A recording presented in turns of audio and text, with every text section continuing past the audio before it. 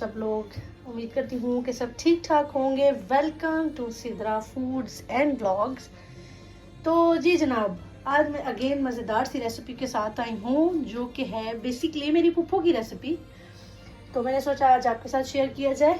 जी, मैं बनाने वाली हूँ बैंगन और गोश्त, यानी कि बैंगन चिकन बनेगा आज। जी, तो इसके लिए मैं आपको बता देती हूँ कि मैंने लिए हैं तकरीबन 1 किलो बैंगन है और ये 800 ग्राम्स तकरीबन चिकन है। 1000 ग्राम यानी कि पूरा 1 किलो ही चिकन था, उसको मैंने काटा, साफ़ किया, तो तकरीबन 800 ग्राम्स बनता है। तो बैंगन चिकन का हो गया ये सामान। अब मैं आपको बताती हूँ जो मैंने बाकी के इंग्रेडिएंट्स लिए हैं। जी, ये सालन के लिए लिया है मैंने प्याज, 2 मीडियम साइज़ के हैं। अगर आप छोटे साइज़ के लेंगे तो ये तकरीबन 3 प्याज बनेंगे।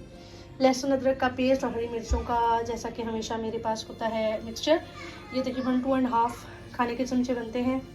2 मैंने टमाटर लिए हैं, इनको मैंने काट लिया। नमक मैंने ½ टी स्पून लिया है।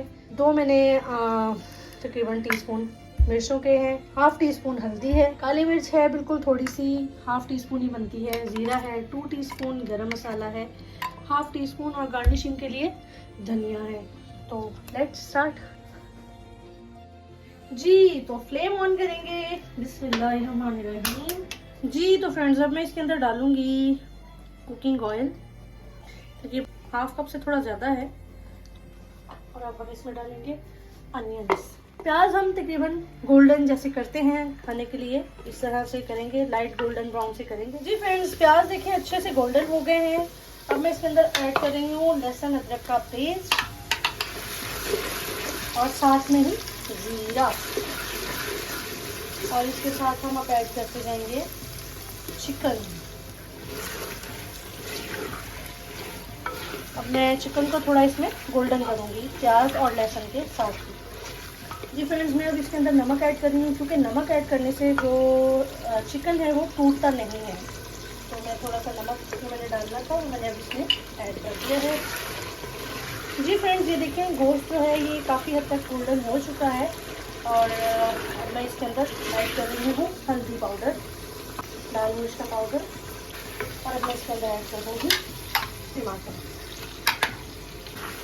और इसके साथ ही गरम मसाला और काली मिर्च। मैंने आपको पहले भी बताया था, मेरी पहले भी एक आलू बैंगन की रेसिपी है, तो मैंने आपको बताया था उसमें कि मैं बैंगन पहले से काट के नहीं रखती, क्योंकि वो काले हो जाते हैं और उनकी शक्ल बड़ी अजीब सी होती है। तो जब तक हमारा चिकन जो है वो भून रहा है, हम तब तक बैंगन काट लेंगे, क्योंकि वो मैंने पहले काट के नहीं रखे थे।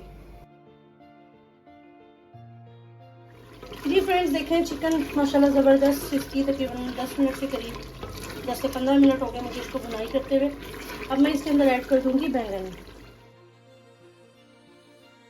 अच्छे से मिक्स कर लें इसे, बिल्कुल बेहतरीन तरीके से हर पीस में मसाला जो है वो लग जाए, क्योंकि जो फिर बाहर रह जाता है मसाले से, वो फिर बाहर ही रह जाता है, टेस्ट से भी बाहर ही रह जाता है। चलिए, अब हम इसके अंदर तकरीबन पानी लगाने की ऐसी खास ज़रूरत होती नहीं है, बैंगन अपना ही काफ़ी पानी छोड़ देते हैं। मैं फिर भी एहतियातन थोड़ा सा पानी लगाऊंगी कि सालन लग ना जाए मुझे। मैं इसके अंदर ½ कप पानी लगाऊंगी, और अब हम इसके ऊपर लिड लगा देंगे। जी फ्रेंड्स, तकरीबन मुझे 15 से 20 मिनट हो गए हैं इसको पकाते हुए, और अब ये बिल्कुल रेडी है।